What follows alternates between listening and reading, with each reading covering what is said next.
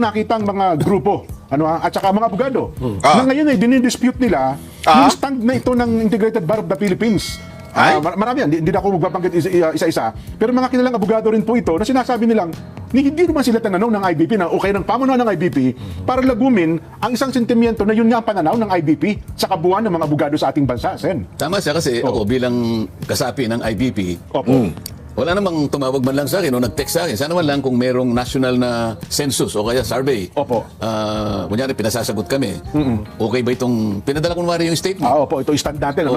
Okay ka ba? Kung okay ka, yes. O kaya kung no, siguro, baka sakaling merong semblance ng consensus getting. Opo. Ang problema, bigla na lang lumitaw noong June 4, 2026, yung isang statement na may pamagat na official statement on what constitutes a legitimate quorum for the Senate to conduct official business. Opo. Yung statement din, Kuya Benny, ay attributed sa isang entity na ito nga, IBP, official statement nakalagay, pero nanggaling sa Office of the Director for National Communications. Okay. Pero pinalalabas nila, IBP, official statement. Oho. Ngayon, kinakailangan malaman ng ating mga kababayan na meron pong regulasyon ng rules of court natin Oho. na kung saan yung legal operations ng IBP ay nakasalig din sa rules of court na pinromulgate ng ating Korte Suprema. Meron pala Ibig yan, sabihin, no? lahat ng gagawin, lahat ng tuntunin, Opo. nakasalig dun sa Rule 139-A. Okay. Ito kasi yung tuntunin na kumakatawan sa IBP. Opo. Ano yun? Isa yon. At po pwede rin gamitin yung kanyang yung bylaws ng IBP Opo. na may petsang 1974. Okay. Oho. Itong IBP bylaws, tinangka itong i-revise sa dalawang bagay. Oho. Una, yung kung paano i-amend nila yung election method at saka yung election matters. Basta po sa election lang. Sa pamunuan po ng IBP. Sa pamunuan ng IBP. Okay. Oho. At yung isa naman ay yung mga members ng IBP na maaaring sumama sa government service. Oho. At kung paano yung eligibility nila for election. Yun lang ang proposed amendments. Okay. Ngunit hindi pa pinagtibay ng Korte Suprema, nakabinbin. Oho. So, meron lamang proposed revision doon sa dalawang bagay na binanggit ko. Kaya lang, kung hindi naman napagtibay, at kahit napagtibay, hindi naman naging daan yon para makagawa sila ng statement eh. Oho. Alam mo kung bakit? Yung Section 13 Opo. mismo ng Rule 139-A ng Rules of Court. Itong Rules of Court kakilala ng ito ay alam lahat, parang Biblia ito ng lahat ng abogado eh. Okay. Opo.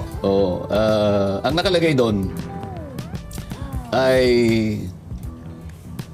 the IBP, sabi niya, is strictly non-political Okay. and every activity tending to impair its basic feature is strictly prohibited and shall be penalized accordingly. May Sa mga pagbumuteng tuwid, sa mga tuwid, hindi sila pwedeng gumawa ng isang political statement. Oho. Ayun Nako. mismo sa tuntunin namin ng mga abogado. Opo. Nako. So, Section 13 yun, Rule 139-A. Okay, ngayon, maski sa IBP bylaws, Opo. na may petsang 1974, Section 66 dyan, Opo. Oho. Ang sabi rito, public statements, no committee Oho.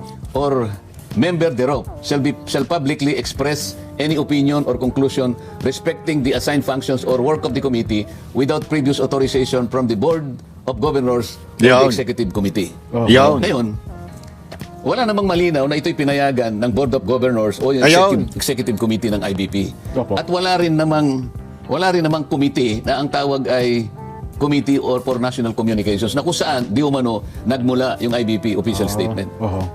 Kaso wala pala yun. Walang committee ang ganun. Walang committee ganun. Grabe, At kapag no? kahit na may committee ganun, maliwanag dito na nilabag nila yung Section 13, Rule 139A. So kahit may committee, pero again, dapat sana board ang magdidesisyon. Sabi dito, hindi naman board yung nagdesisyon. Yung isang parang committee lang ng communication. No, hindi naman pirmado ng mga board members. Pero given, let's say totoo na meron from the board members, hindi pa rin sila pwede dapat magbigay ng opinion about politics. ng Rules of court. Rules of court. Rules of court. Opo. Hindi kami nabayaran dyan. Ako, nagtatanong lang ako Kasi kung malaking bayad dyan, naku po, lahat gagawin basta sa pera ngayon. Alam mo, sabi nga, eto totoo ito Ito, walang biro ito Sabi nga, di ba? Ngayon pinag-uusapan yung pag-build ng third temple, alam niyo yun? Basta hanapin niyo na lang sa Revelations. Yung prophecy about the third temple, malapit na. As in, Pinapanood ko nga eh. Tapos ang isa talagang senyales ay yung lovers of themselves. Yun. Talagang ngayon, dumadami talagang yung sarili iniisip. Hindi na iniisip yung eternity. Kasi iniisip na lang talaga kung sarili. Sarili lang. Yun lang. Pera. Kung paano mabubuhay sa mundo na to. Ganon eh. Parang kung tawagin namin ito, rules of procedure. Ang mga abogado parang Biblia nila ito eh. Ito yung pinagmumula ng tinatawag na remedial law. Okay. Karaniwan ay kinakabisa yun, lalo na yung mga practicing lawyers. Kailangan kabisahin mo yun para pagharap mo sa korte, hindi ka naman masyadong Napag-iwanan. Kasi yun na pala ang rules of court. Ngayon, kung ito ay alam nila, hindi dapat sila gumawa ng IBP official statement. At kung ito'y pinayagan ng Board of Governors o yung Executive Committee, makakalabag sila rito. Kung hindi naman pinayagan, bakit lumitaw yung IBP official statement? Sino ang promotor dito? Kaya maliwanag, tingnan mo dapat sana yung IBP, nung makita nila ito, teka muna, saan nanggaling yun? Pinayagan ba natin yun? Kung pinayagan, nagkamali po kayo, baka magkaroon po kayo ng problema dahil ang sinasabi rito, is strictly prohibited and shall be penalized accordingly. Ibig sabihin, may kaparusahan po ito. Kung hindi naman ho nila pinayagan, ano hong gagawin nila? No, ganun nga. Dapat tiningnan nila sino yung gumawa nito sapagkat ito ay inakala o ipinalitaw nila, ipinakita nila na nanggaling sa IBP. Dapat i-disown nila ito. June 4 pa ito eh. Ngayon, lumabas itong binabanggit ko kanina sa'yo na nasa page 2 ng isang malapad na dyaryo, Great Legal Minds, sabi niya ganun. Agree. At malamang may nagbayad pa niyan kasi doon IBP na naman ang nakalagay ron eh. Hindi, advertorial Natural, may may bayad. bayad yan. talaga po. Hindi- Grabe, no? Buong page.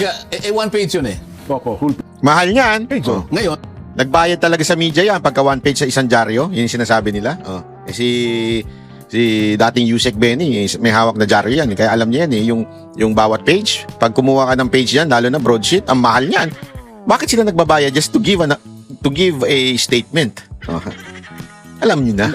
ito kaya ay papayagan ng karaniwan katulad kong miyembro ng IBP na alam ko naman na hindi sila pwedeng gumawa ng political statement pagkatapos ginastos pa yung pera ng IBP para sa ganoon ay isang pahinang Ng dyaryo, ng ang malapad, babayaran. Kung di ako nagkakamali, hindi bababa sa 150,000 ng isang Tama po, mahal yan. baka, Lalo na broadsheet. baka mura pa yun. Broadsheet ito eh. No, nako. Isang buong pahina ginamit nila at Lupit, pati IBP yung Logo. emblem na nga, yung logo ng IBP nandoon. Ibig sabihin, meron silang pagsang-ayon dito sa ginawa Yun. nilang advertisement na ito. So mali yan. Mali yan. Sinasabi niya ni Senator Marcoleta, may maling ginawa. Nilabag nila yung kanilang sariling batas. Ayun. Malamang, may nagmaniubra na naman yan mula sa gobyerno. Hindi naman gagalaw ng ganyan yan kung walang nagmaniubra o walang nagpondo. Hindi natin alam kung binayaran ba para maglabas ng ganyang statement. Hindi natin alam kasi ultimong yung paglabas sa dyaryo, di ba? Yun, may bayad. Naku, grabe talaga ngayon sa Pilipinas. Oo. Anyway, bantay-bantay lang po tayo Patuloy nating bantayan po mga pangyayari sa Pilipinas dahil grabe ho. At sabi ko nga paulit-ulit sa inyo ipanalangin po natin ang ating bayan dahil kanina na po ang lahat. Sabi ko nga lahat ng sekta sa lipunan kanina na po except the truth, di ba? Yun yung sinasabi ni Senator Cayetano Lahat kanila na and except the truth. Kaya ngayon, do we have hope? Yan ang tanong ng mga kababayan natin Kahit ako minsan napapatanong talaga ako meron pa ba tayong hope? Wag tayo magsasawa. Sabi kasi meron akong pinost ko yung tungkol dun sa isang relihiyon na gustong naghahanda na. May nagkomento doon, sabi doon sa isang komento ano ba yun? Sabi niya, paulit-ulit na lang yung rally, wala naman nangyayari diyan but it doesn't mean we have to stop. 'Di ba? Kasi kung dati konti ang naglalakas loob na magsalita, ngayon dumadami na ang naglalakas loob magsalita at tumatapang. Di ba? Kaya huwag tayo magsasawa kasi kung maalala ninyo, alam nyo ba gaano katagal bago nakuha ng Israelita ang kalayaan mula sa Ehipto? Umabot sila ng 430 years para makalaya mula sa Ehipto. Ibig sabihin kasi di ba slave sila, ginawa silang slave noon 430 years. Di ba? Pero nung si Moises pumasok, 40 years si Moises na isang anak ng Pharaoh, di ba? Tapos another 40 years nasa wilderness, tapos another 40 years para makabalik at mailabas ang mga Israelites for 40 years again before entering to that promised land yung mga Israelites. Ibig ko lang sabihin po mga kababayan, sometimes there is a reason why tumatagal ang mga bagay-bagay sa buhay natin. Ako ito lang nababasa ko I mean, this is just an opinion. I'm not saying this is God talking. Pero kasi siguro parang sinabi na rin sa atin ng Diyos na parang Ang tigas kasi ng ulo nyo eh. Dito to ito naisip ko lang to eh. Parang pag tayo pinapanalangin natin ng bansa eh. Sabi ko, Lord, ba't naman tayo umabot sa ganito? Minsan na ko na bumubulong ang Panginoon eh, na ang tigas kasi ng ulo nyo eh. Mantakin mo, yung tatay, pinatalsik nyo na nga. Nakalimutan nyo kaagad yung ginawa nung tatay niya. Bakit? Di ba? Bakit nyo binalik uli? Pinatalsik nyo na nga uli. Hindi kayo natuto sa lesson doon sa first Marcos regime. Tapos inulit nyo na naman ngayon. Ngayon, maybe, I do not know. I'm not saying this is God's will, but maybe this is God's will of saying to us na kung bakit tayo ganito kalala. Kasi, maybe, sa tingin ko nga mahal pa tayo ng Panginoon dahil at least 6 years lang. Pero, for us to understand yung tinding ng kamalian natin, hinahayaan lang ng Lord muna na hindi natin makuha yung gusto nating makuha para mas lalong bumaon sa isip natin na hindi na natin uulitin to. Kasi hindi nga tayo nadala doon sa una eh. Inulit pa natin. Di ba? Para sigurong, ewan ko correct me if I'm wrong, parang ganun na sinasabi ng Panginoon sa Pilipinas eh. Di ba? Nagkaloko-loko na nga kayo noon. Inulit nyo pang uli itong Marcos. Kung hindi kayo sasamahan ng todo at hindi nyo marirealize yung kasalanan o yung kapalpakan, baka ulitin nyo na naman. Kaya, God is patient na inaantay niya na siguro maintindihan ng taong bayan na pumasok na talaga sa isipan at puso natin ito para hindi na natin talaga ulitin. Diba? Parang gano'n na nangyari. Remember, nung nakalaya ang Israelites, nung nandun na sila sa sea, bago ma-divide yung sea, anong ginawa nila? Abay, sinisipan nila ang Diyos Sinisipan nila si Moises Didalhan nyo kami dito para mamatay. Sabi, di ba? Sinisi nila, ilang beses nilang sinisi si Moses nung nasa wilderness sila. Imaginein mo to bakit hindi ka agad nakapasok sa promised land? Kasi doon, pinakita ng Panginoon yung pagpo-provide niya. Provide the way, provide water, provide manna, food. Provide talaga. Everything was provided to them for 40 years. Bakit umabot pa ng 40 years?